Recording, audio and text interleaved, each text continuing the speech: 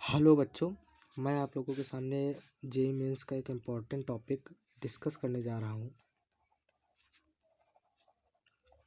सुनिएगा। जैसे JEE mains में अक्सर इस तरह क्वेश्चन आते हैं कि हमको 3 इक्वेशन दी जाएंगी और पूछेगा ये यूनिक सोल्यूशन देगा, इन्फिनिटी सोल्यूशन देगा या फिर नो सोल्यूशन देगा। ठीक, इस तरह कई सारे क्वेश्चन आपने जो जेईई मेंस में दिया है देखे होंगे। तो इस पर रिलेटेड हम एक कॉन्सेप्ट आपको बताने जा रहे हैं जिससे आप इजीली फाइंड कर सकते हैं कि सोल्यूशन यूनिक होगा, इन्फिनिटी होगा या नो सोल्यूशन देगा। ठीक, आइए समझते हैं। मान लो हमारे पास 3 इक्वेशन है, x1 plus y1 plus z1 equal to c1। ये फर्स्ट इक्वेशन हो गई हमारे पास। ठीक, ये फर्स्ट इक्वेशन है। और मान लो हमारे पास दूसरी इक्वेशन है x2 y2 plus z2 equal to c2। ये सेकेंड इक्वेशन हो गई। और तीसरी हमारे पास x3 y3 plus z3 equal to c3। ये थर्ड इक्वेशन हो गई।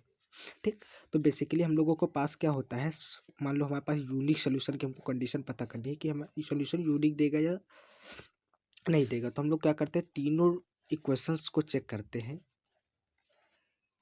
तो हम लोग तीनों इक्वेशन को देखेंगे। अगर तीनों इक्वेशन आपस में इंडिपेंडेंट है, मतलब कि डिफरेंट है, तीनों कोई रिलेशन नहीं है। रिलेशन मीन्स जैसे हमने दो इक्वेशन को एडिशन सब्ट्रैक्शन करके मान लो थर्ड इक्वेशन क्रिएट हो रही है, तो वो यूनिक नहीं होगा। तीनों इक्वेशन अलग अलग है तो वो यूनिक सोल्यूशन देगा।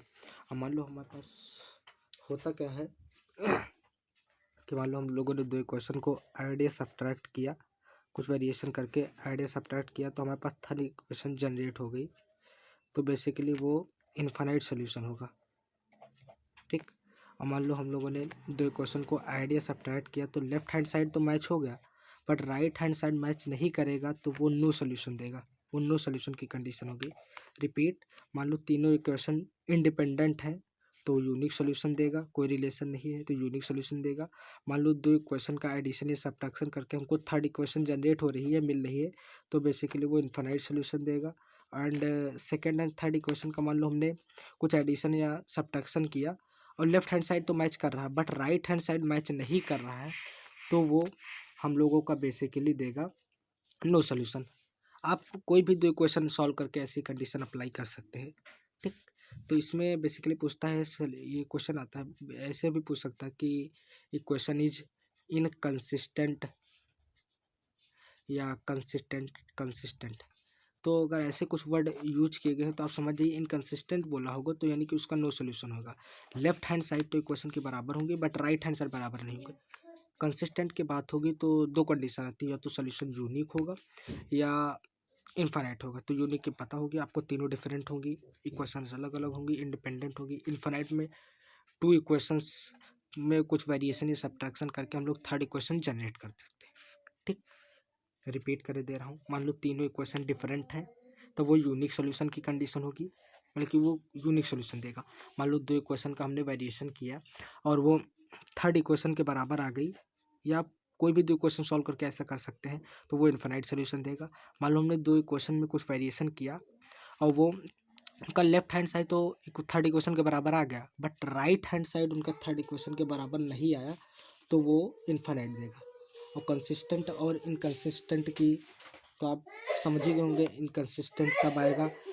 इनकंसिस्टेंट अगर बोला होगा तो नो सोल्यूशन होगा, अगर कंसिस्टेंट बोला होगा तो आपके पास कुछ मतलब कि या तो यूनिक सोल्यूशन होगा या तो फिर आपके पास इनफाइनाइट सोल्यूशन होगा। इसी पर बेस्ड एक जेईई मेंस 2020 जनवरी मॉर्निंग शिफ्ट में आपका क्वेश्चन पूछा गया था।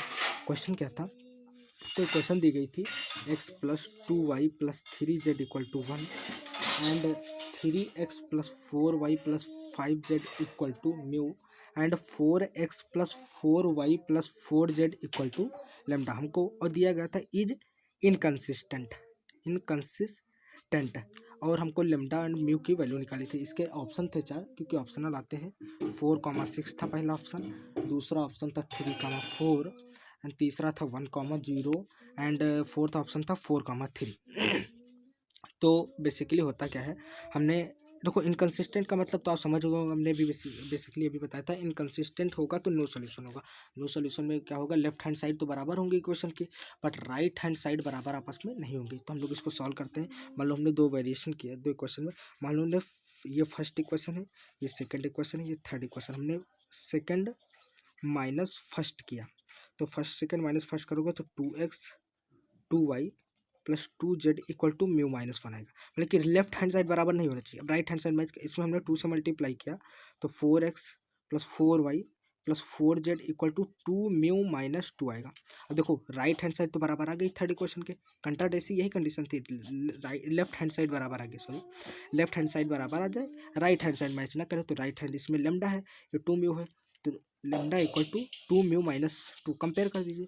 अब कंडीशन, अब ऑप्शन यहाँ से आप ऑप्शन चेक कर सकते हैं। ऑप्शन फर्स्ट ऑप्शन मान लो हमारे पास था 4,6, तो लेमडा की वैल्यू अगर हम लोगों ने 4 डाल दी तो 4, सॉरी आपसे पूछा था mu minus lambda, sorry mu minus mu common lambda आपसे पूछा तो मान लो लेमडा में हमारा ये क्वेश्चन आ गई, तो हम लोगों ने म्यू की वैल्यू अगर 4 डाली तो 2 4 जा 8 6 आएगा। तो लेमडा बेसिकली 6 है, ये म्यू की वैल्यू, ये लेमडा की वैल्यू 6 है।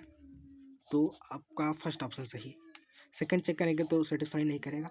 आपका इसमें क्या था, थर्ड ऑप्शन भी सेटिस्फाई कर रहा था। आप चेक कर लीजिए, म्यू लेमडा हमारे पास 0 था, और म्यू की वैल्यू अगर 1 डालेंगे तो 2 minus 2 equal to 2 minus mu हमने क्या डाला 0, लेमडा हमारे पास 0 था, म्यू हमने 1 डाला तो 2 माइनस 2 इक्वल टू 0 आ गया। तो ये भी सेटिस्फाई करना चाहिए, लेकिन ये नहीं था ऑप्शन, ये सेटिस्फाई नहीं करेगा, क्योंकि अगर मान लो हमने म्यू की वैल्यू 1 ले ली और लेमडा की वैल्यू 0 रख दी, अब हम वर्जिनल इक्वेशन में रखेंगे म्यू की वैल्यू, यहाँ मान लो हमने 1 रख दिया, लेमडा 0 रख दिया, तो अब हम अगर इन दोनों इक्वेशन को सॉल्व करेंगे, हमने क्या किया था सेकंड और में से फर्स्ट घटाया था, तो हमारे पास ये क्वेश्चन बनेगी।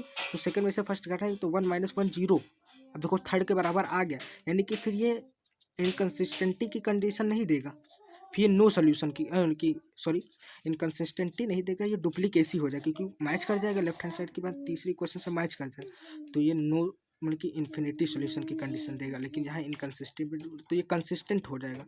तो इसलिए ऑप्शन आपका ए सही होगा, ये सी ऑप्शन नहीं सही होगा। Okay, thank you.